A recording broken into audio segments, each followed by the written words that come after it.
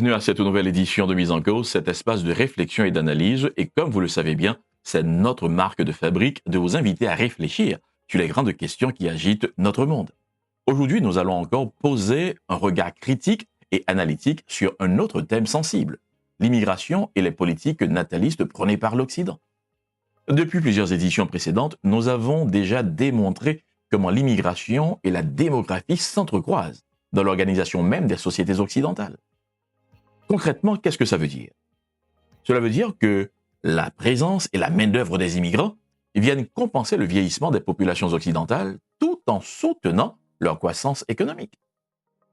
Toutefois, en parlant d'immigration et de natalisme, il y a un constat qui s'impose.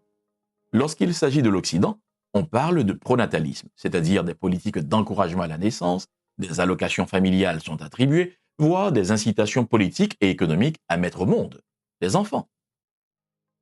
A contrario, quand il s'agit de l'Afrique et de sa diaspora ou encore des autres peuples noirs, le discours change brutalement. Il ne s'agit plus de favoriser dans ce cas la vie, mais de prôner le contrôle de natalité. Et des fondations très puissantes investissent massivement dans la diffusion de vaccins ou encore de méthodes contraceptives, notamment en Afrique, tellement elles sont obsédées par le contrôle des populations noires. Alors la question, pourquoi ce double standard? Pourquoi ce double standard? Parce que la démographie est aujourd'hui une arme géopolitique.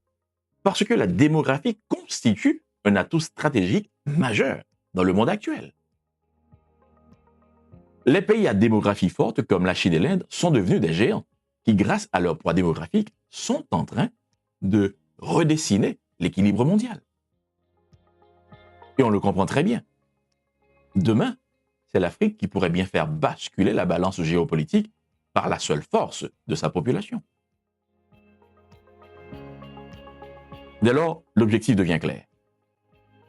Il faut freiner l'immigration non blanche, imposer le contrôle des naissances en Afrique, réduire le taux de fertilité et de natalité des populations noires, et surtout, inonder ces populations de produits et de discours qui affaiblissent leurs valeurs traditionnelles ou mieux exploiter en parallèle les ressources dont regorge leur pays. Il faut le dire, la relation entre immigration et politique nataliste obéit à une logique de domination occidentale. D'un côté, on protège la natalité occidentale, de l'autre, on cherche par tous les moyens à étouffer la natalité africaine ou encore la natalité noire. Donc, derrière cette contradiction se cache une stratégie de domination, maintenir les peuples noirs sous contrôle démographique pour éviter qu'ils ne deviennent une force mondiale incontournable. Alors posons-nous la vraie question. L'obsession occidentale pour le contrôle de la natalité en Afrique et des peuples noirs est-elle vraiment une réponse à la pauvreté?